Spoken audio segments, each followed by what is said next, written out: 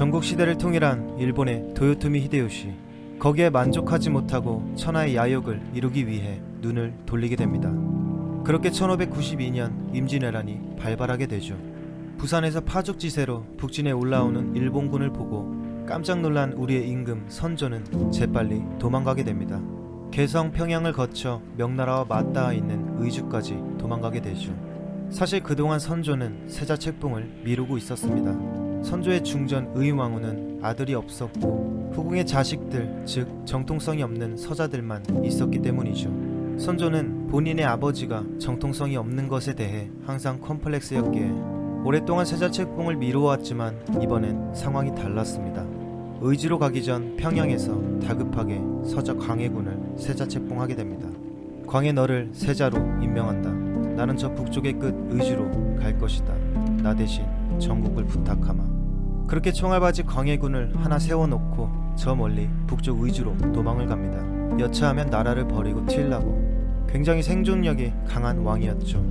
이 상황을 본 조선의 백성들은 진짜 얼탱이가 없었습니다. 조선의 왕이란 사람이 이렇게 냅다 튄다고? 실망과 분노가 극에 달한 백성들은 이때 궁궐인 경복궁을 불태워버리게 됩니다.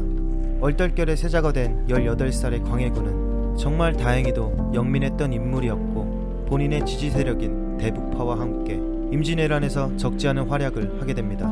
전국을 다니며 민심을 안정시키고 전쟁에 참여한 광해군. 저 멀리 피난가 있는 선조와는 확연히 대비되는 모습이었고 백성들의 신망과 지지를 받게 되었죠. 그렇게 전국 각지의 의병들, 이순신, 권율 등이 이끄는 광군이 일본군을 물리치고 명나라의 도움을 받아 1598년 임진왜란은 끝이 나게 됩니다.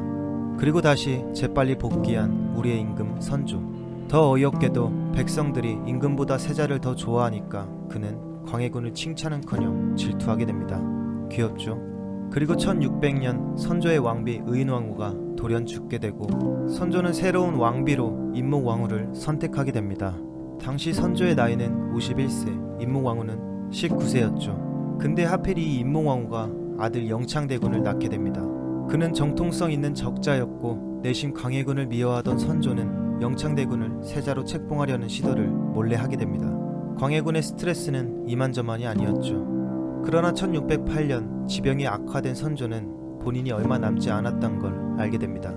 그리고 예쁜 아들 영창대군이 2살로 너무 어렸기에 광해군에게 왕위를 계승시키게 되죠. 그리고 죽기 전 유언으로 신하들을 불러 모아 말했습니다. 우리 영창대군을 잘 부탁한다. 그렇게 왕위에 오르게 된 조선의 제15대 왕 광해군. 하지만 광해군은 역사 속에서 폭군으로 기억되게 됩니다. 이때 당시 당파는 서인, 남인, 그리고 북인 중에서도 광해군을 지지했던 대북파와 영창대군의 소북파로 나뉘어 있었습니다. 당연하게도 광해군이 즉위한 뒤 소북의 중심들은 처형됩니다. 그렇게 광해군 시대는 대북 정권이 권력을 독점하게 되죠. 소수 정권이었던 대북파는 꽤나 개방적이었고 그렇게 광해군은 개혁 정치를 시도하게 되는데 먼저 그 유명한 대동법을 시행하게 됩니다. 지방의 특산물로 내던 곡물을 쌀로 대신하여 내게 했고 백성들의 부담을 줄여주기 위해 가구당 부과하는 세금과 달리 토지를 기준으로 부과하는 개혁적인 정책을 펼치죠. 이는 토지를 소유하지 않은 백성들의 조세 부담을 줄여주고 동시에 지주들에게 세금 부담을 늘려 소득 재분배 기능 역할을 했습니다. 당연히 기득권 양반들은 심기가 불편했죠. 또한 광해는 외교적인 측면에서 두드러진 역할을 했습니다. 임진왜란 당시 조선을 도왔던 명나라는 쇠약해진 상태였고 여진족이 세운 후금이 떠오르던 당시 상황에서 명나라는 후금 정보를 위해 조선에 파병을 요청했습니다. 그리고 광해는 알고 있었죠. 후금이 매우 막강하다는 것을. 그래도 광해군은 파병을 결정하게 됩니다. 하지만 총의하는 강홍립을 불러 얘기합니다. 명나라의 요구로 어쩔 수 없이 파병을 보내긴 하지만 정세를 파악하여 후금에게 투항해라. 이는 명나라와 후금의 싸움에 말려들지 않고 중립적인 위치를 지키며 실리를 얻는 중립외교 정책을 펼친 거죠. 물론 당시 성리학 관점으로 보면 명나라를 섬기는 사대주의에 심히 어긋나는 행위였습니다. 그렇게 반대파 대다수 신하들의 불만이 쌓여가고 있었죠. 그리고 결국 광해는 반정의 원인 제공을 하게 됩니다. 자신의 왕권에 위협이 되는 인물은 누구든지 죽였던 그는 자신의 형인 임해군을 광화도로 유배시킨 뒤 죽게 합니다. 또한 언제나 눈에 까신 본인의 이복 동생 영창대군을 왕위의 위협이 될 거란 판단을 하여 유배를 보내게 됩니다. 그때 영창대군은 9살 나이였고 방 안에 가둬진 채 잔인하게 장작불에 타 죽게 됩니다. 이에 영창대군의 생모 임목대비가 난리를 치자 폐위시켜버리죠.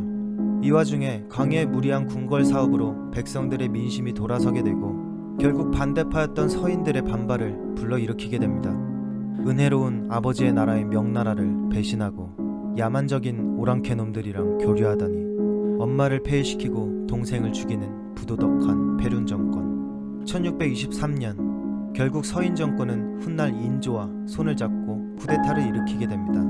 이게 바로 조선 역사상 두 번째 반정인 인조반정. 광해군은 체포되어 강화도로 유배가게 되고 그렇게 광해의 시대는 막을 내리게 되죠. 그리고 그의 말년은 매우 비참했다고 전해집니다. 광해는 부인과 아들 그리고 며느리가 같이 강화도로 유배를 갔는데 아들은 몰래 탈출하려다 걸려서 죽게 되고 며느리는 자결을 하게 됩니다.